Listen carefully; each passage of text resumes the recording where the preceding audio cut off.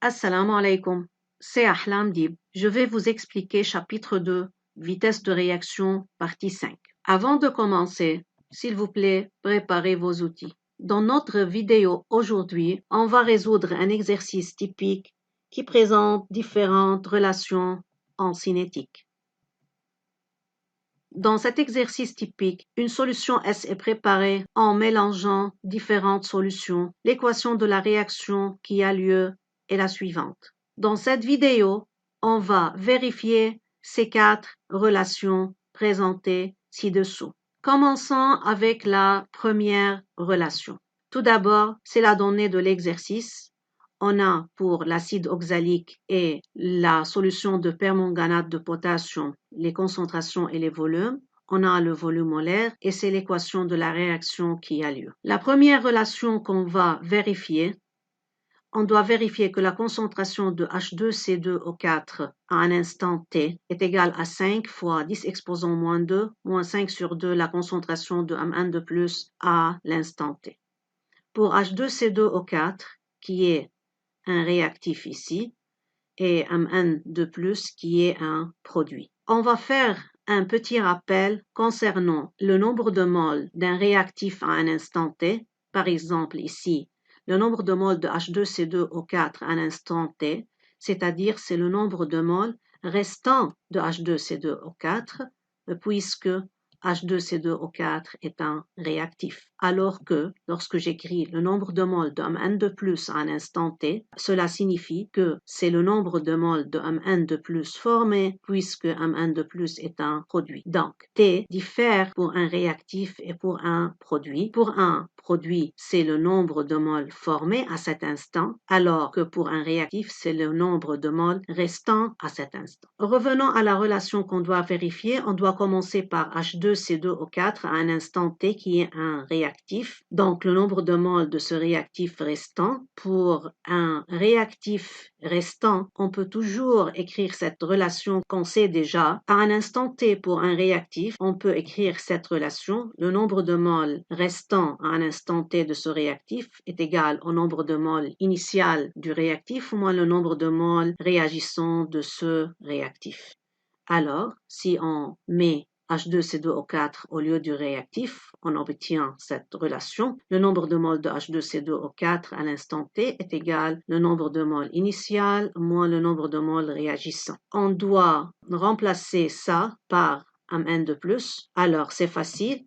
Si on se sert de la stoichiométrie de la réaction qui dit que le nombre de moles de H2CO4 sur 5 réagissants est égal au nombre de moles de Mn de plus formé sur 2, alors le nombre de moles de H2CO4 réagissant est égal à 5 sur 2 le nombre de moles de Mn de plus formé, et au lieu de former, je peux mettre T, car Mn de plus est un produit. Alors, je peux remplacer ça par ça et j'obtiens cette relation qui est très proche de la relation que je dois vérifier.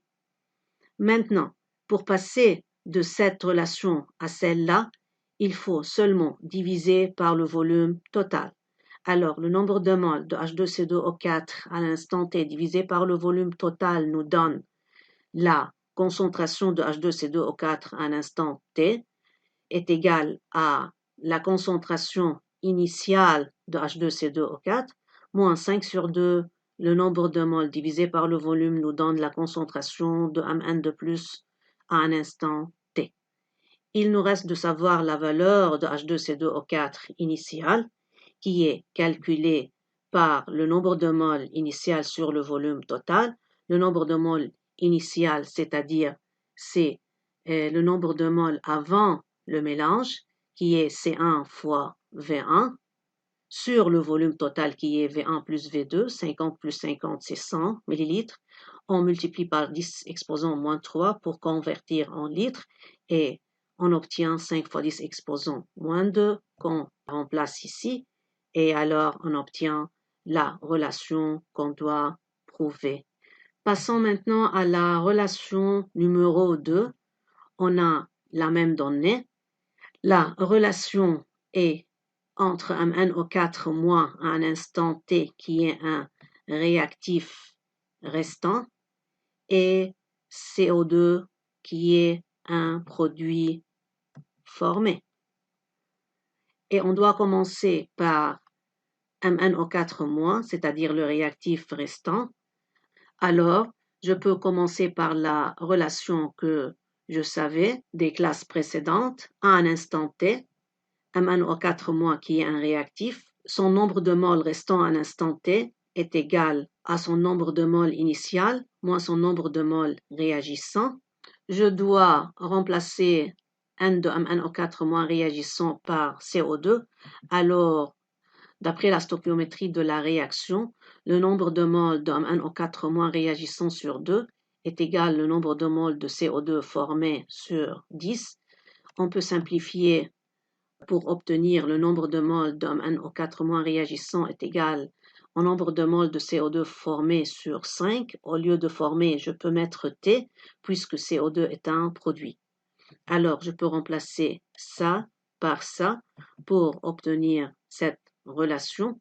Dans cette relation, je dois changer nombre de moles de CO2 pour avoir le volume. Or, je sais que pour un gaz, le nombre de moles est égal à V sur V molaire.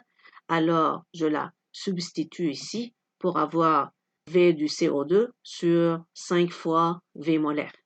Cette relation ressemble à celle-là, mais il y a des nombres qu'il faut mettre et il faut passer du nombre de moles jusqu'aux concentrations. Alors on divise par le volume total pour avoir la concentration de MnO4- à un instant T est égale à la concentration initiale de MnO4- moins le volume de CO2 à l'instant T sur 5 fois volume molaire fois V total. V total apparaît ici, faites attention. Mettons les nombres maintenant.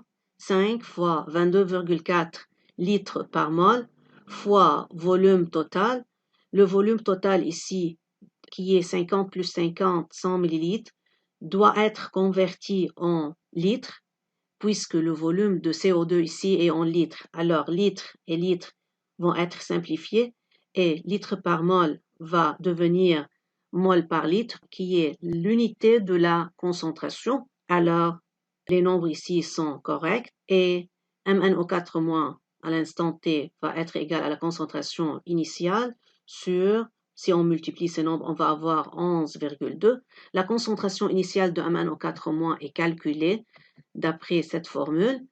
Le nombre de moles de MnO4- initial sur le volume total, c'est C2 fois V2 sur V total qui est 100 millilitres. On obtient 5 fois 10 exposant moins 3 qu'on met ici.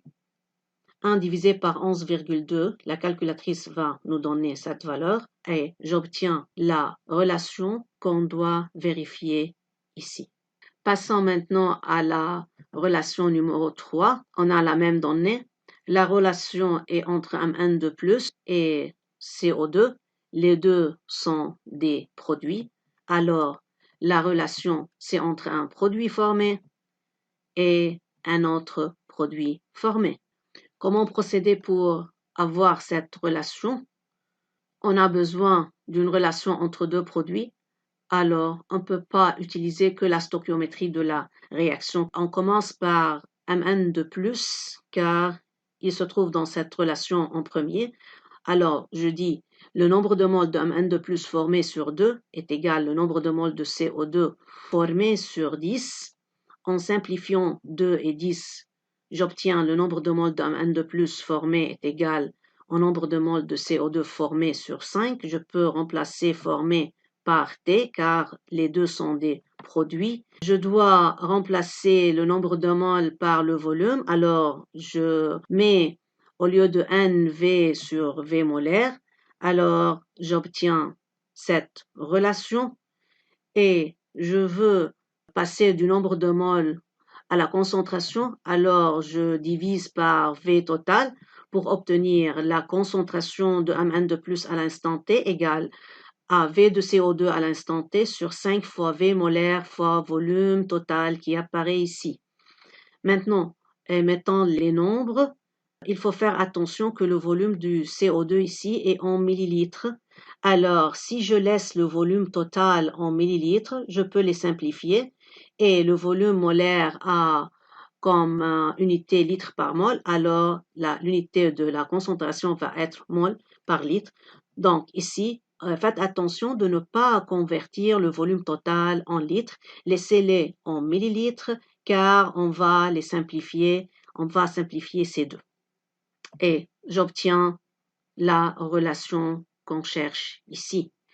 Finalement, la dernière et la quatrième relation dans notre vidéo, la relation c'est entre un N2+, qui est un produit formé, et H2CO4 à l'instant T, qui est le réactif restant.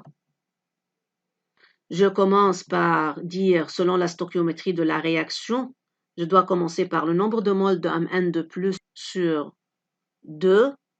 Alors, le nombre de moles d'un N2+ formé sur 2 est égal le nombre de moles de H2CO4 réagissant sur 5. Faites attention, le nombre de moles de produit formé est égal au nombre de moles du réactif réagissant selon la stoichiométrie de la réaction. Je dois passer du nombre de moles du réactif réagissant au nombre de moles du réactif restant. Comment ça? Suivez, mais avant, on va mettre le nombre de moles d'un N2+ seul, alors 2 va passer ici pour avoir le nombre de moles d'un N2+ formé est égal à 2 sur 5, le nombre de moles de H2CO4 réagissant formé peut être remplacé par T car c'est un produit et le nombre de moles de H2CO4 réagissant est remplacé par son nombre de moles initial moins le nombre de moles restant. Donc, pour un réactif, le nombre de moles de ce réactif qui a réagi est égal au nombre de moles initial moins le nombre de moles de ce réactif qui reste. Si je multiplie 2 sur 5 par ça, j'obtiens 2 sur 5 fois le nombre de moles initial moins 2 sur 5 fois le nombre de moles restant.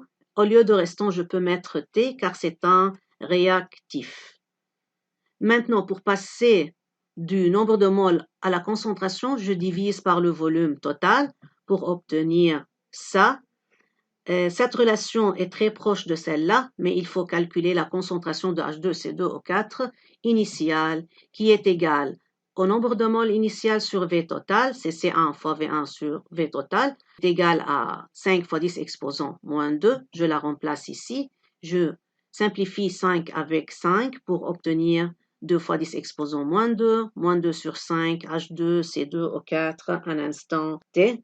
C'est la fin de notre vidéo pour aujourd'hui. S'il vous plaît, copiez ces 4 relations sur votre cahier et étudiez-les.